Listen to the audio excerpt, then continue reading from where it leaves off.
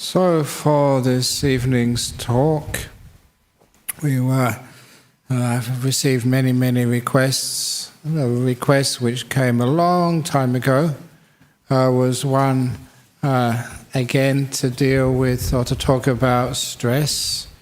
But in particular, I wanted to focus this talk on how to be successful and do lots and lots of things in the world and become a leader in your field without any stress. How to get lots done without any problem at all in the mind. In other words, how can we use our mind efficiently?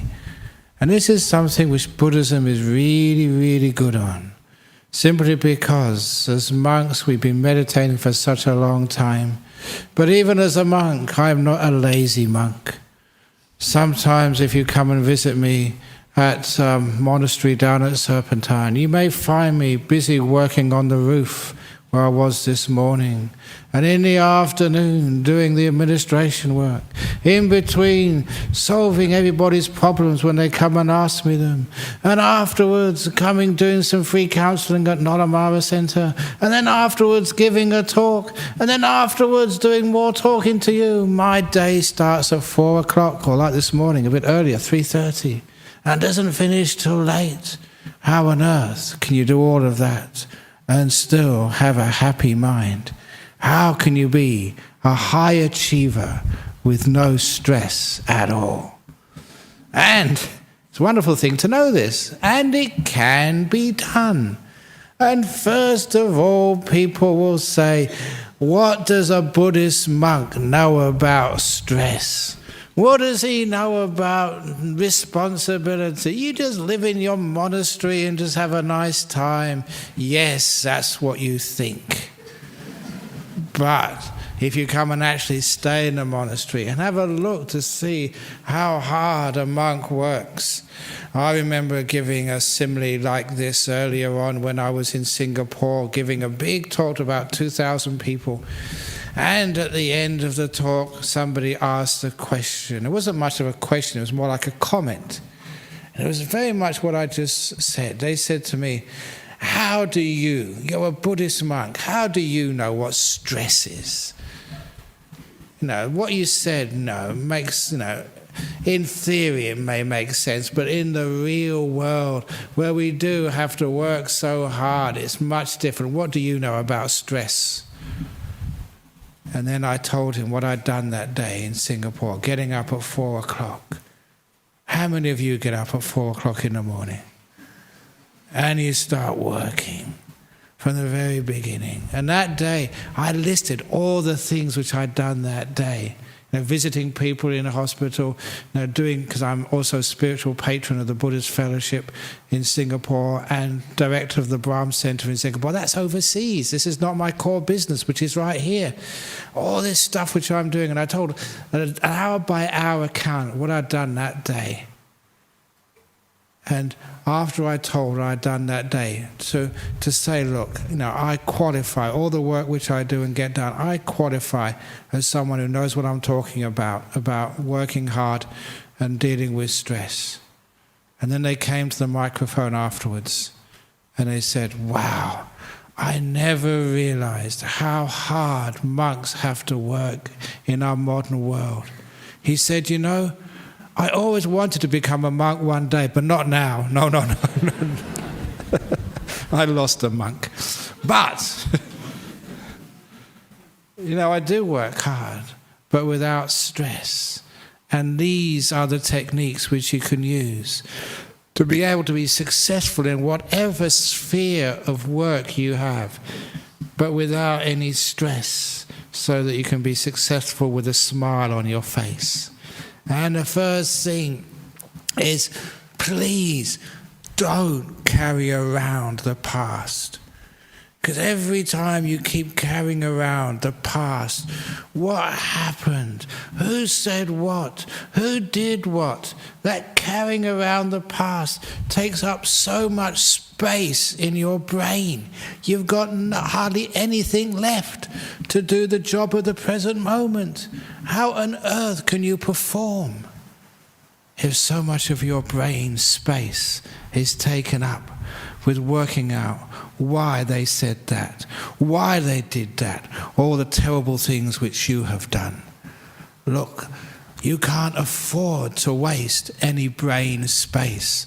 The capacity you need to be successful is so great, you can't afford to keep that past. So, the first thing we learn to be successful in life without any stress is to let go of the past as soon as it has happened.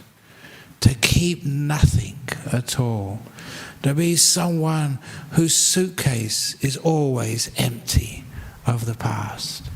You can imagine just how much that would free up your life to really do well in this present moment if we could somehow totally, immediately let go of what has just happened.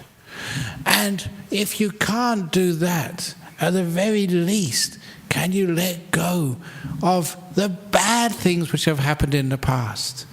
The good things, actually, they don't take much space in the mind. But the bad stuff, all the terrible things which have happened to you in your life. And I get these letters from people, the sort of stuff which happened to them in their past. You know, sometimes the sexual abuse they've endured as kids, the physical abuse they've endured. It's gross sometimes. I just sometimes think, my goodness, what you went through is disgusting, it's terrible, that should never happen to anybody. But even that you can let go of. Why? And this is a challenge which is very strong, but I make this in confidence that I know what I'm talking about. Why do you allow all of that to stop you living in the present? Why are you always a prisoner of that past? You've been hurt terribly, but you don't need to keep on being hurt by remembering that past. You can let it go.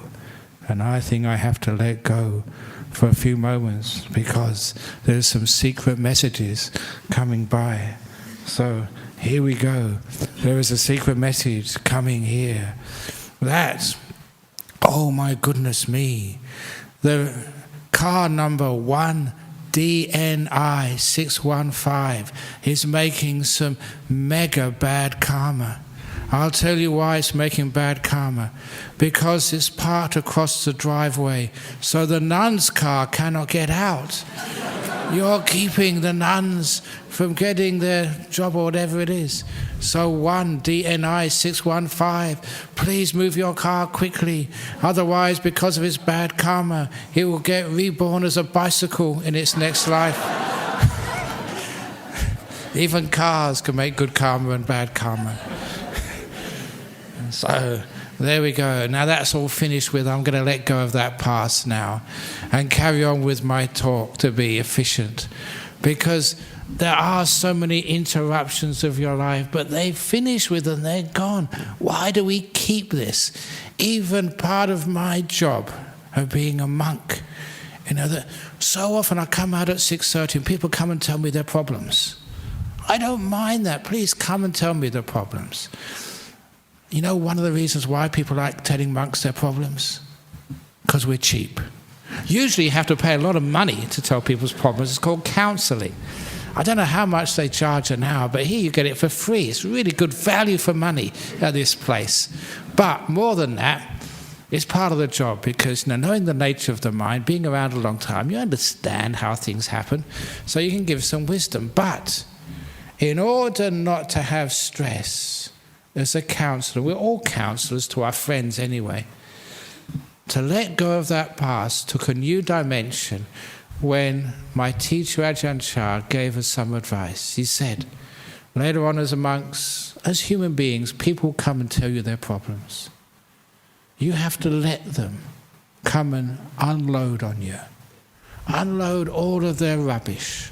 You, said Ajahn, have to think of yourself like a rubbish bin. And let people put all their rubbish inside of you. They talk about their relationships, about their marriage, about their children. Look, that's why I became a monk. So I don't need to worry about wives and kids and businesses and stuff like that. So why do you keep unloading that stuff on me? But I don't mind. The important thing is, he said, Ajahn Chai said, you be a dustbin. Imagine yourself sitting up there or sitting here, being like a dustbin. Come on, throw your rubbish inside of me. But to be a dustbin with a hole in the bottom. Now that's the most important part. So you don't keep any. It just goes in and goes out. So when I leave this place, I don't carry any of your rubbish with me. That's called letting go of the past. And it's a beautiful simile that you can be this dustbin for the whole life. Whatever life brings you, it goes in and it's there for a moment and it goes right out the other end. So you keep nothing. That is the trick for having no stress. But what happens usually? Whatever happened at work today, whatever happened earlier in your life, you keep so much stuff in your dustbin. No wonder it's full up. I just saw that we had a dustbin collection, rubbish collection at Serpentine today. Some of those dustbins, you see the workers in our monastery just trying to bash it down on the top, trying to get as many bags as they possibly can into these containers. No matter how big those containers are, no matter how many you've got, you always fill up more rubbish and you have to sort of stamp it down to get it in. That's called stress. You've got so much stuff, especially from your past. No wonder you get stressed out. No wonder you can't have this beautiful free mind which can attend totally to this present moment, to enjoy this moment and value this moment, because there's so much of the past. Is meaning that there's no room left in the dustbin of your mind to fit anything new in. This story came up because, and I told you last week, my mother died, and I've got a picture of her. Somebody got this picture, and I looked at it last week, and it's a picture of my mother with the wombat. Now, the story behind that picture of my mother with a wombat was that every time I visited her from Australia, I brought her a little fluffy toy as a memento. The first time I went from here to London to visit my mother, we took a little kangaroo, like you get at the airport shops, nice and fluffy toy. So my mother, when I'd left, could think, oh, that came from my son, Australian. Quiche, yes, but, women love it. And my mum loved it anyway. And so the next time, it obviously had to be a koala bear. After a koala bear, it was a platypus. After a platypus, I got a kookaburra. And the fifth Australian animal, which I brought on my fifth trip to see my mother from Australia, was a wombat. Now, with that wombat, that was the fifth animal, and my mother had this mantel shelf. This shelf in the front room of her house where she put all the important knickknacks. And she already had on that mantel shelf the kangaroo, the koala, the platypus, and the kookaburra. And now she had a wombat to put on there. She couldn't fit it on. She tried to put it on, and a couple of the other animals fell off. So she spent about half an hour trying to balance all these animals on this small shelf. And from that experience, I told her, why didn't you throw those other animals away? They've been there for years. Oh, no, I can't. Oh, they're so nice. They mean a lot to me. But it wasn't just, the nice memories she had on her mantel shelf. She also had the bad memories on the mantel shelf as well. The bills from the electric company, from the telephone company. They were also on the shelf there. And they fell off as well. And that gave me the simile of what stresses in life. You carry too many things in your mind at the same time. There's too much stuff on your shelf. And you try and put something else in, and it just won't fit. Things fall off. When they fall off, that's called a nervous breakdown. That means you get totally angry or depressed. You just can't fit anything more in your brain. And you know what that feels like? That is not the way to deal with stress. Actually, that's not the way to deal with life. So just have one little animal on the shelf at a time. It's called the present moment. Let go of all that past. You don't need to keep dealing with it.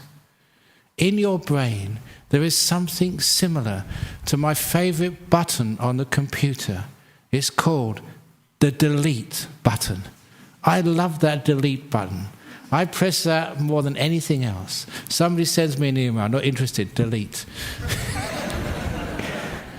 And then it's finished with. You don't have to answer it then. So free. And don't think, well, aren't you supposed to, answer all those emails people send you? Say, no, that person didn't have enough good karma. Delete. It's all got into karma, so it's nothing to do with me. Delete. But that is in the brain. There is a delete button in the brain. If you can only find that, to let go of that past. Why do that? Because that leaves you free to achieve in this moment.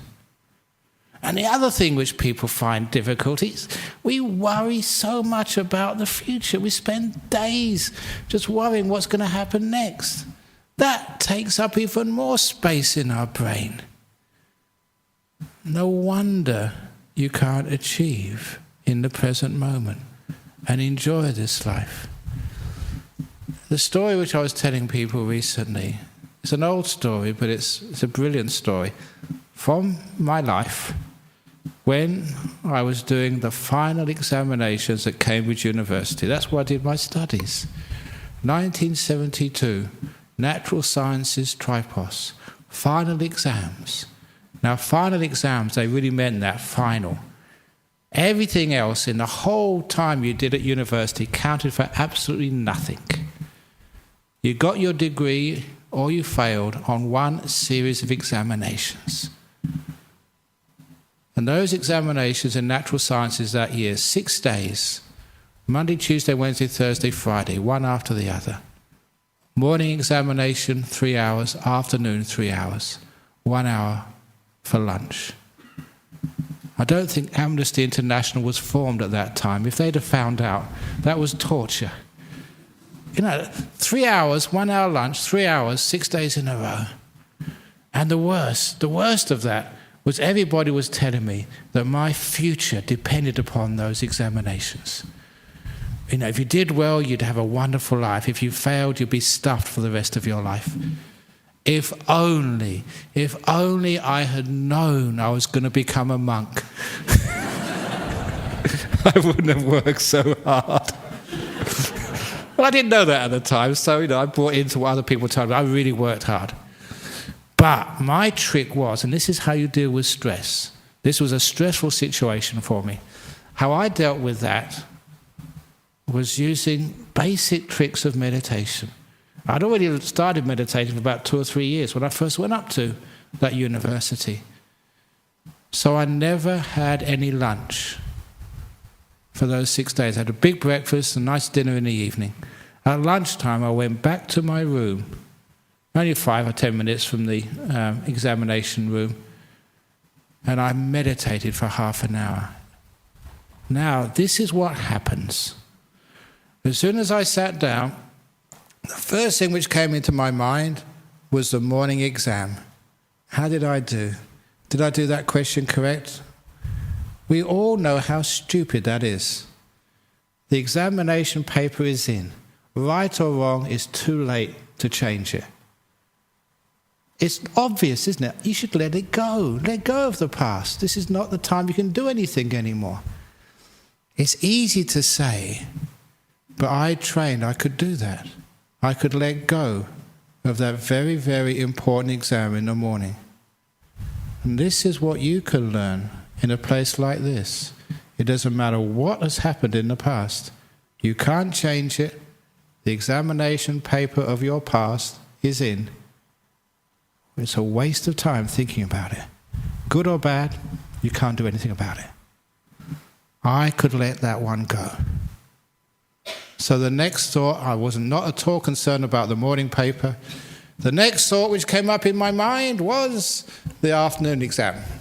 Should I get out of my meditation, get out a book and start studying? In the last minute, just in case. And of course, if you remember your studies, every time I did that, whatever I looked at half an hour before the examination never ever came up Never. A total waste of time. And it was a waste of time. Because this was the time I'm supposed to rest, not work. And if you're worried about the future, you can't stay in this present moment and do the preparation necessary for success in the future. And that preparation was resting. If you don't know how to rest, you will fail again and again and again, because you don't know how to prepare your mind for the challenges it faces in the future. I had to let go of the future. Because I trained in meditation, it was easy to do. Even though it was important, what I thought was a life-defining moment, those afternoon examinations, I could totally forget about them and stay in the moment. So that was called present moment awareness. When I put it in the context of an important part of my life, you can understand how relevant it is. But what happens next shocked me, because when I stopped thinking about the past, which for me was a morning exam, the future, the afternoon exam, I found I was physically shaking. Now look, I go up here every Friday and talk to people, and it's looked upon on the internet, thousands of people. I go on live TV. I'm not a nervous person, but at that time I found I was physically shaking. The pressure of final examinations had got to me. I was nervous. What shocked me, even more than being nervous, was that I hadn't noticed it before that point. I'd been so fixated, with the future exam or what I'd done in the past, I was totally unaware of the present reality of my body. And that shocked me, and from that moment on, I learned why many people get sick. They get sick because you're not aware of your body. You're so up in the future, so up in the past, so busy. You're not here with your body listening to the signs. When I got into that present moment and saw I was shaking, it was pretty easy to relax the body, exactly as I taught you here at the beginning of the meditation. With mindfulness and kindness, the body totally relaxed and all that shaking stopped. The next part of that meditation, when I let go of the past, let go of the future, the shaking had all stopped, the next thing I noticed was how tired my brain was. How totally worn out it was. I compared it to like a tea bag which had already been used. No juice left. An old used tea bag. That's what my brain felt like. And again, those experiences told me again why a lot of depressions and negativity, where they come from. Most of the people in this room, if you'd only notice the state of your brain, would probably know it's really tired. It just really needs a rest. And because I noticed the need for my brain to rest, I could just keep it not working for 10 or 15 minutes, really relax it, keep it still. So by the end of that meditation, all the energy had come back to my brain. I was awake, alive, clear, energized. And I still remember my friends, after the examinations, they commented that I was the only student who went into that examination hall in the afternoon with a smile on my face. I could do that because I was relaxed, and that's why I did really well. In a stressful situation, one of the first stressful situations I encountered in my life, I dealt with it in such a way that I could smile through the afternoon examinations. That is a great example of how to deal with stress. From that time on, I'd used that technique throughout my life. Many times I work so hard that I do get incredibly tired. Sometimes my schedule, the monks see that, and they say, I can't do that. And I tell them the trick how to do that. I remember just going to Singapore once, and Friday night here, I think it was an overnight flight to Singapore, and as soon as you land off teaching, and that particular time they had this concert on. And there was a matinee concert and one in the afternoon after, and what I was doing was just playing myself in this Buddhist type play. And after sort of playing myself in the morning, they all went out for sort of dinner, or just pre-dinner, sort of after lunch. I don't know what they called it, but they eat any time in Singapore, like most of Asia. I don't know why they call it lunch, dinner. It's just they eat, and that's all it is. So anyway, they went off to eat. And of course, being a monk, you couldn't have any dinner. And I was just so wasted, so tired. And there was another performance coming on in half an hour. You had to front everybody and entertain them and say something wise or smart. That's what you come up here, so I can say something wise and smart. Otherwise you think, you come and wasted your Friday night. So every Friday night the pressure is on. I've got to say something smart and wise, so you can actually think, oh, it's worth coming. Anyway, there the pressure was on, and I was just so exhausted. So that's exactly what I did. I found a quiet place. It was actually a locked exit, so no one could go through. And I just sat down there and meditated. Let go of the past, let go of the future, and you could feel the tiredness in your body and in your brain. And just rest with it. Don't do anything. Make peace with it. Be kind to it. And the energy starts coming back again. And so the afternoon, when I came out of that half an hour meditation, I could perform really to a very high standard. That is how I deal with the stress of my life. When I get tired, I take that rest. Without taking that rest, you are inefficient. The problem with people in their life today is they just keep on going. Keep pushing through the tiredness. You can't do that. That's not a smart way of working. Please excuse me, I've done this simile many times before, but it fits into this talk. How heavy is my glass of water? I did this when I was in London in October at Imperial College, London. The Imperial College, a top sort of science university. And as soon as I did this usual technique, some smart aleck in the audience says about 150 grams, because they're scientists and they're probably absolutely accurate.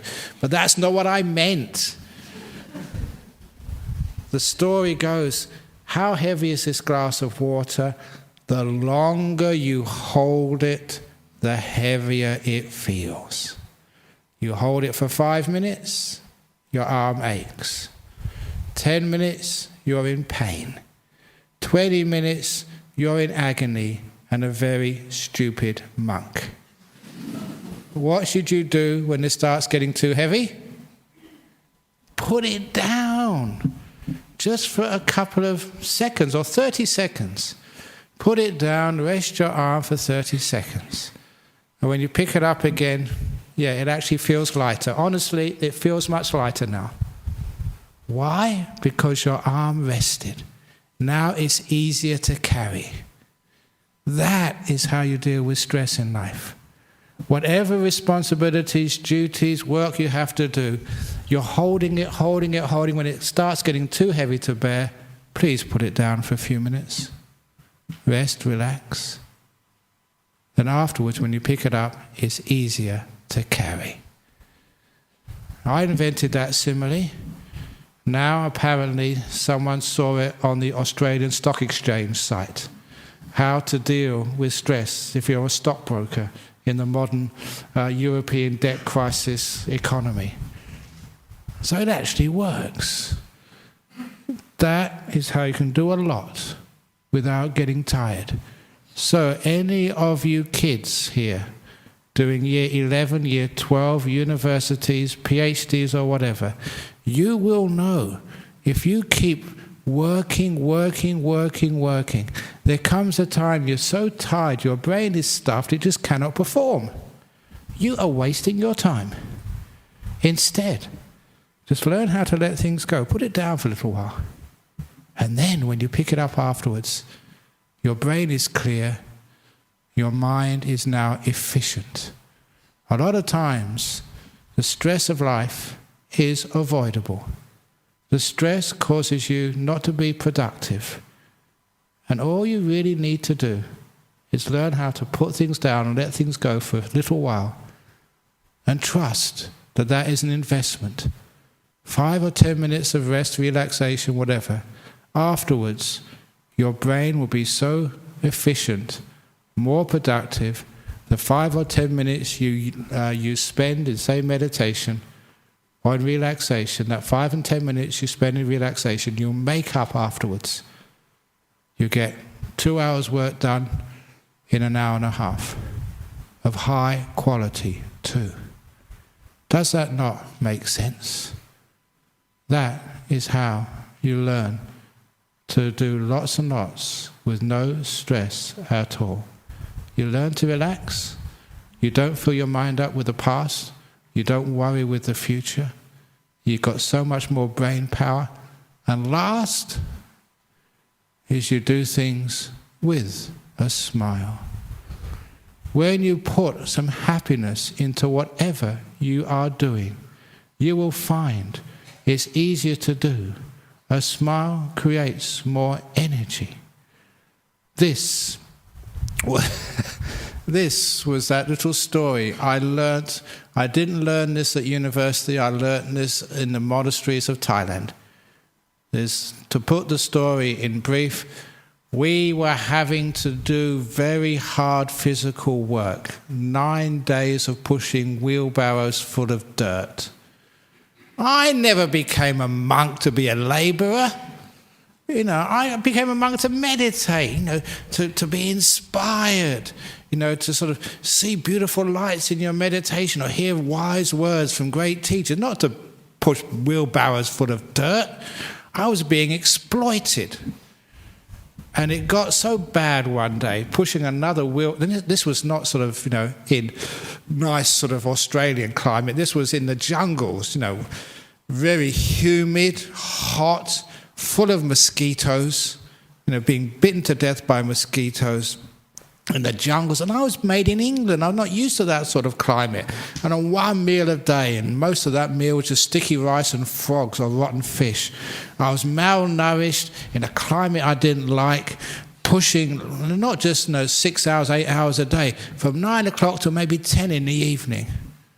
Wow, it was really too much. And after a few days, I got really fed up. And what you did, what you do as a Westerner. Asians, they do it these days as well. When you get really fed up, you start swearing. So I was really swearing, these stupid blue monks. And it's not like, it's the young monks, we're the ones who had to do this. The senior monks, they were just sitting down, having cups of tea, talking to people. And it was their ideas, their plans. They never did any work. They told us to do the work. Really unfair. You know what it's like, bosses? They have all these great ideas, but you're the guys who have to do it. That's why we've got a rule in monasteries. People know if say this is Venerable Chunda here, if Venerable Chunda has an idea and it's passed, he has to do it. So you don't get many monks suggesting things. It's a great way. But anyway, that didn't work in monasteries and Thailand. I had to push these barrows and I was swearing. Okay, now swearing in English, because you think if you swear in English, the Thai monks won't understand. But they do. They know you're sort of upset. So one monk came up to me once when I was really upset. And what he told me, thank you so much. I forget who that monk was, but sadhu, sadhu, you really taught me so much about life. He said, thinking about pushing the wheelbarrow is the hard part. Pushing it is easy. Thinking about it is the hard part. Pushing it is easy. And that just clicked with me. All that thinking, I shouldn't be pushing this wheelbarrow. Why do I have to pull this wheelbarrow? How many more wheelbarrows have I got to push? That was what made it hurt. As soon as I just pushed the wheelbarrow and stopped thinking about it, the wheelbarrow actually became lighter, easier to push. Weird, but it's true. So if you've got an assignment to do at school, if you've got this big project, thinking about it is a difficult thing. Doing it is actually quite easy. You do that and it takes a huge amount of stress out of your life. Because how much time has that happened to you? You got this project. Friday afternoon, you can't give this project. This is my weekend. Why do you do this? This is unfair. You can't do this to me. Why me? Why not somebody else? I work so hard for you. See, that's the problem. The thinking about it. And you're just wasting so much time. Just do it. And you'll find It's hardly any stress at all. Remember that. Great teaching. Thinking about it is the hard part. Doing it is really easy. But giving public talks, simple. You just get up here and talk. I've seen you out there. You talk to each other. You do a good job. Just talking to the microphone. Same thing, really. It's even better because the microphone doesn't talk back. But thinking about it, I've got to give a public talk. What will they think about me? Will they like it? Will they not like it? That is the problem. So, don't think about it, just do it. And that lessens a huge amount of stress out of your life. So you can be a high achiever, you just do things. And what about fear of failure? That causes so much stress. What if it goes wrong? I've already mentioned a few talks ago, good, bad, who knows? You don't know if it's going. There's no such thing about things going wrong. They just open up a different possibility for your future when so-called things go wrong. Nothing in my life has gone wrong. It's just different, that's all.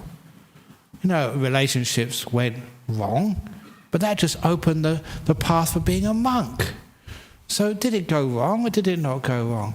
Even like I had my great plan, and Dennis knows this, that I was second monk when I first came here. Now second monk, just they don't have to do the work. They don't have to be up front. They don't have to make decisions. It's much easier being a second monk. Just like Venerable Chundi, just sit there. And it's wonderful.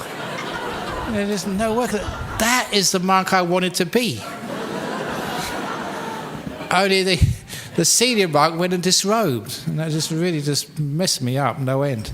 All my plans went wrong, and I had to be the senior monk. I had to open my mouth and do the talking. But did it go wrong? No, it doesn't matter what happens in life. You just start to see what you can do. There's an old saying, and I love this saying. They said, when the moon goes in, then the stars can shine. Very beautiful simile, isn't it? When the moon disappears, then the stars can shine. So one leader disappears, then all the other, you stars, you can shine. So when I disappear, then Chunda shines. It's brilliant. And now, so you see that sort of positive attitude that you have towards life. And it means that no stress at all. Which means there's no such thing as something going wrong. The fear of something going wrong causes one of the greatest amounts of stress in life. So whatever I do in my life, you just go and do it. See what happens. In my life, nothing has gone wrong at all.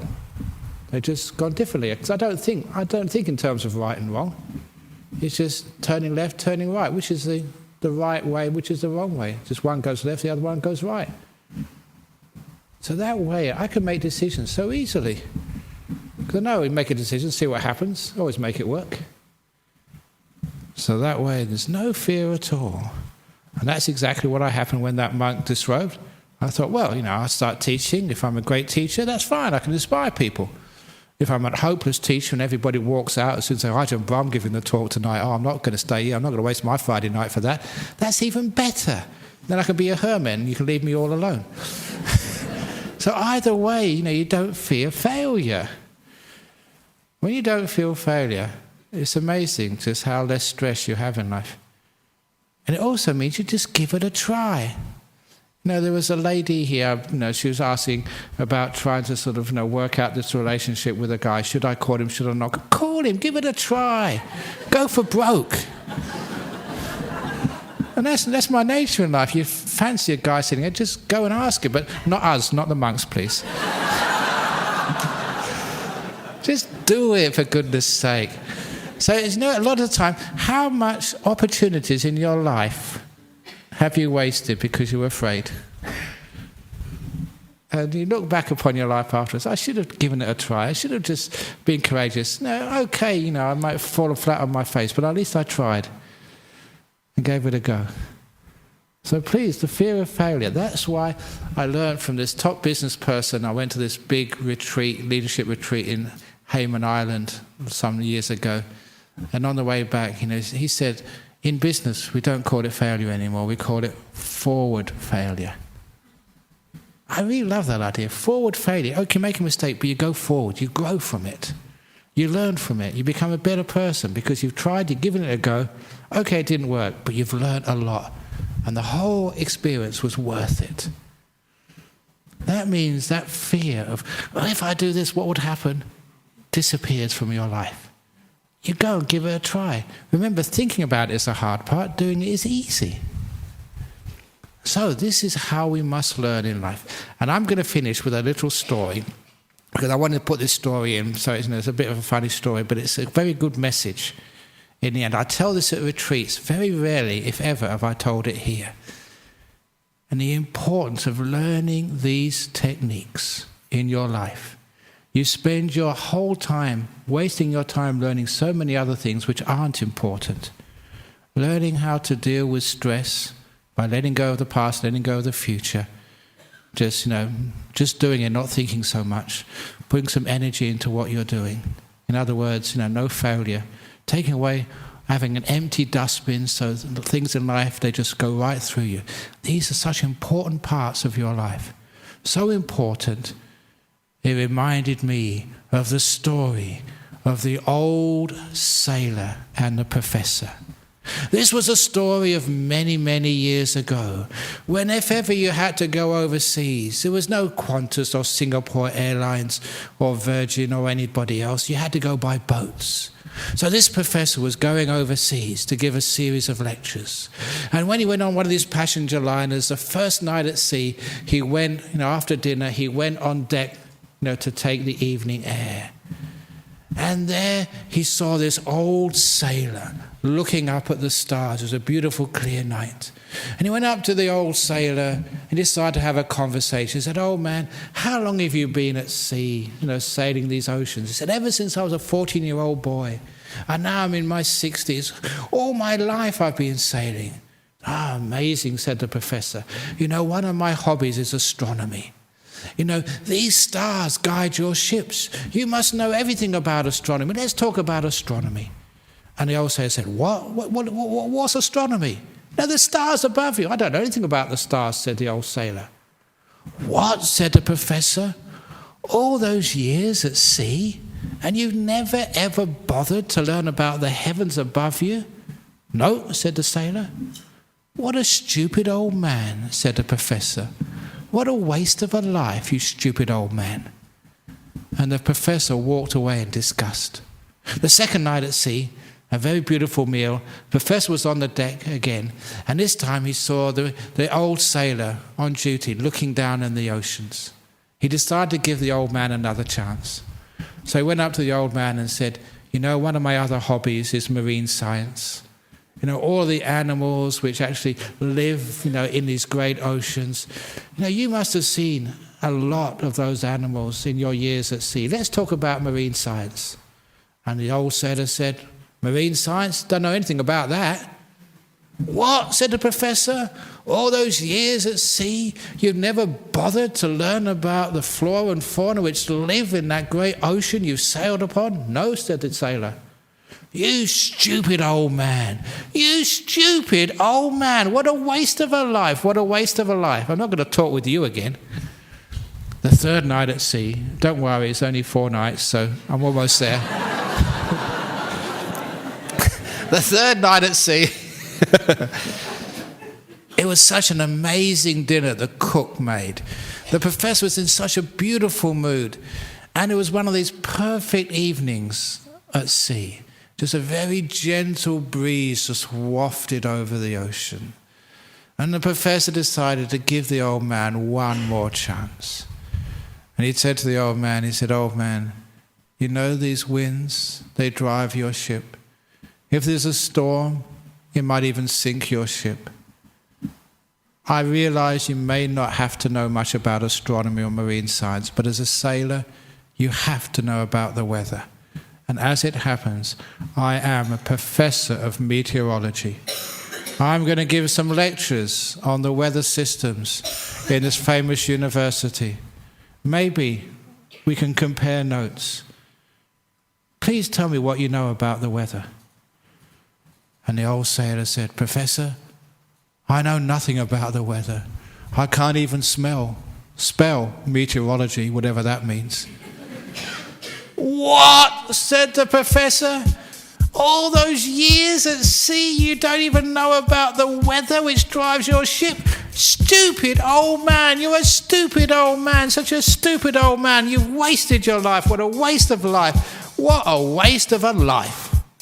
And he walked away, vowing never to...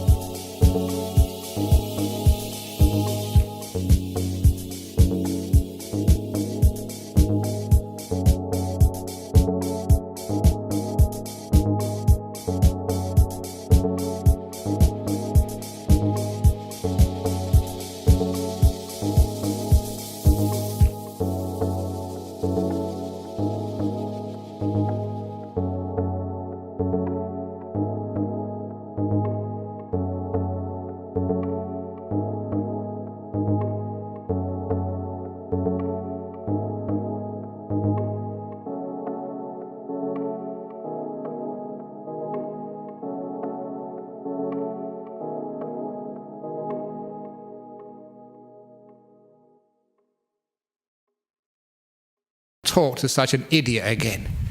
The fourth night at sea, this is the last. The fourth night at sea, the professor never went on deck. He didn't even go for dinner because it was one of these rough nights at sea and he suffered from seasickness. Anything he would have eaten, he just vomited out again. So he stayed in his cabin. And the later the night got, the worse the storm became. And the ship started to roll backwards and forwards and backwards. More and more it started to roll in the terrible storm until he heard a terrible bang. Did that make you get excited? I'm very good at telling stories.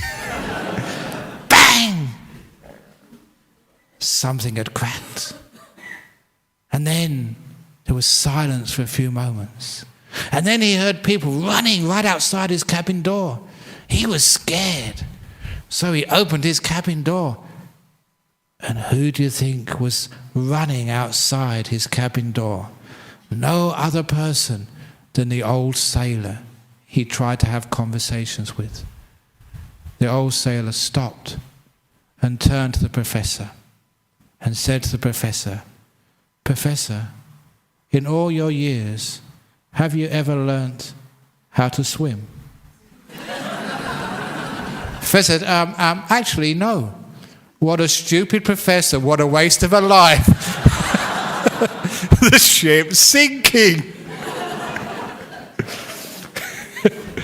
And the moral of that story is, if you're going to be a sailor, it's to hell with astronomy, marine science and the weather, but you have to know how to swim.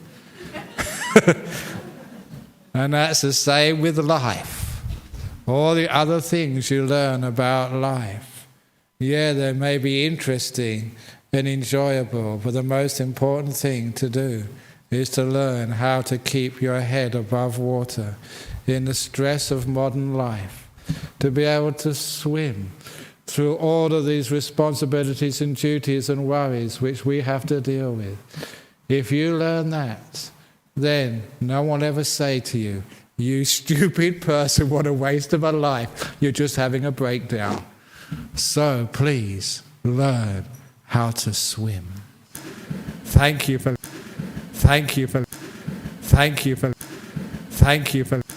listening.